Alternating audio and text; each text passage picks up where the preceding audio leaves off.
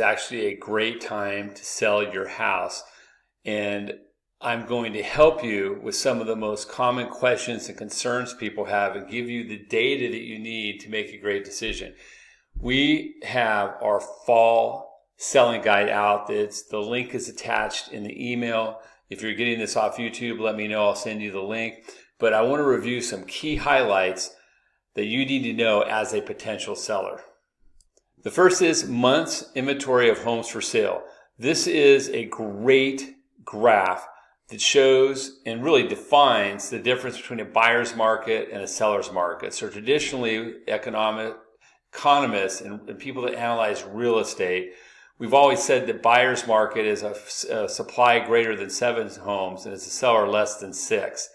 And these are the number of months, and these as far as how many months supply of homes based on current demand to buy all of those. Now, interesting to note, if you look from 2006 to 2010, what happened here? 2008, 2010, look how high this was. That was the housing crisis, and that's what caused home prices to crash. There were so many bad loans that went into foreclosure, it flooded the market with inventory.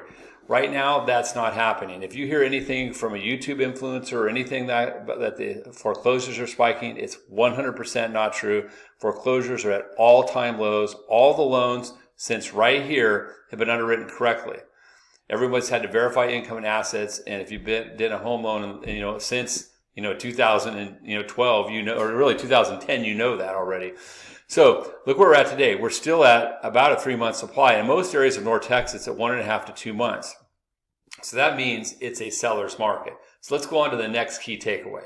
So even though we've been in a seller's market, look at 2017, 2018, 2019. We compared those years. Now 2023, look at how much lower the supply of homes is. And that's important because that means if you price your house right, it's going to sell. And I've got a great graph for that I want to share with you next. So working with your real estate agent, check this out.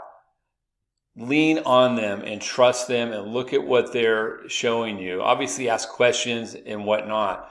But we all think our house is worth more. But overpriced sits on the market. It ends up having where you have to do price reductions just to get an offer.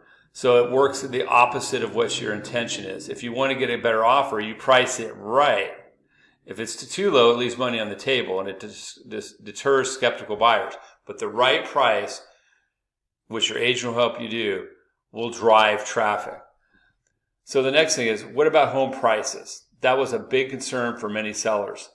If you look at percent change in home values, month over month, from Case-Shiller, the FHFA, that's the regulatory for Fannie Mae and Freddie Mac, and the CoreLogic, you can see right here where we had some weakness last year, but since then we've had rising prices. So any price correction is already behind us.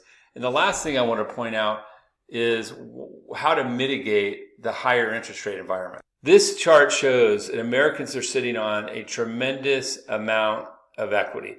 68.7 have paid off their mortgage or have at least 50% equity. That's a ton of equity out there. And the other 31%, unless you've bought in the last years, you also have a ton of equity. So the takeaway here is this, guy. If you price your house right, it's the perfect time to sell.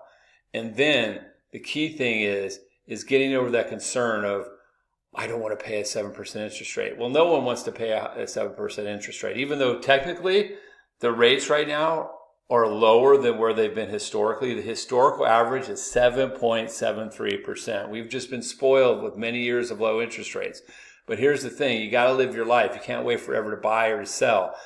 You can use that equity to create a mortgage plan that does a couple different things. Number one, in many cases, if you're carrying other debt, we can eliminate all that other debt, create an emergency reserve, and actually have a lower monthly payment overall than you currently are paying from a cash flow basis. That would be an equity optimization strategy. Or we can put it all down into the new home and you're financing much less. So that also can significantly mitigate the payment.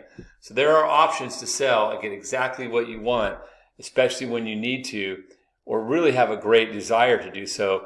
And boy, on the buy side, you can definitely negotiate. Most sellers are willing to negotiate right now, even though supply is low. Demand is also low with buyers, so it's a great opportunity on the buy side.